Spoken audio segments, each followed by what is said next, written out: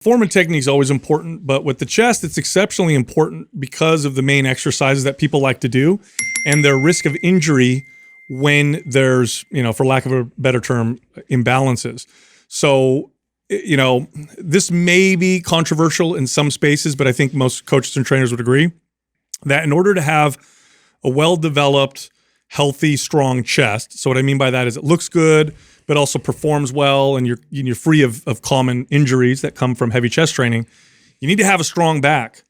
You have to have a strong back to stabilize your upper body, especially the shoulder girdle, when you're doing heavy presses. Because when you're pressing, you're involving lots of different moving parts, including the shoulder blade, including the upper arm and the humerus. You can, people can shrug when they press, or they can drop one shoulder, bring the other one, or they can roll the shoulders forward, which is very common. You need to have a strong anchor to stabilize your upper back so that you can get stronger, because the bench press is one of those exercises that you can get pretty strong. Yeah. You could add a significant amount of load. It's also simultaneously probably responsible for, I'd say, a good portion of the injuries that you see in the gym, mainly because it's popular. People want to get strong at it, and they don't understand the relationship between shoulder mobility, strong back, and a well-developed chest. I don't think it's just having a strong back, upper back, but also a balanced, strong upper back, because one of the things that challenged me for many years, and for the YouTube channel, they'll be able to visually see this, I actually had one side more developed than the other.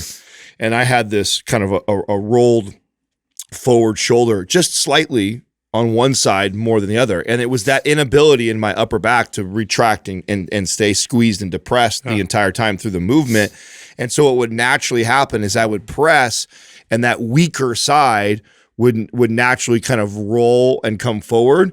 And just that little bit of action every time I did a bench press was enough to take it out of the chest, shift it over into the shoulders and the arms, yet the other side was working like it was supposed to. And so I'd have this asymmetry, I'd have this imbalance that was happening visually, and I can remember seeing it. I remember being so frustrated and not being able to figure it out for so many years.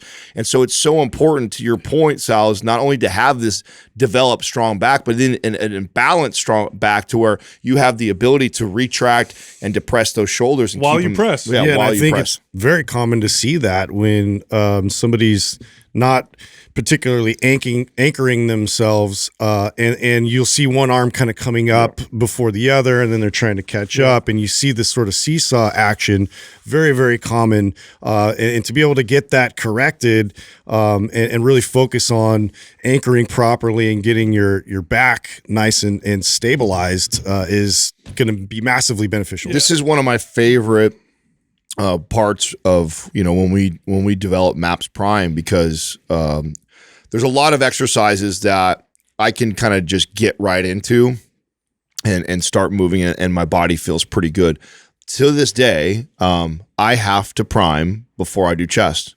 I always have to prime that upper back to get a little bit of a pump back there, so I will get in that anchored position that you're talking about, Justin. Otherwise, I naturally will kind of roll around, and I'll feel a little instability in the shoulder. So if you've ever done a press, or maybe you don't like bench press because you always feel this little bit of kind of like pain in your shoulder, or hear clicking or whatever like that, a lot of times it's that shoulder kind of floating around and it's not stable, it's not activated. So priming the shoulders and priming the upper back before you go into these movements, I think, you're so crucial to developing a really big chest, because if you're constantly battling the rolling of the shoulders forward or this clicking in your shoulder, and that's bothering you all the time, it's really tough to develop a chest. You're limited by stacking weight to how anchored you are.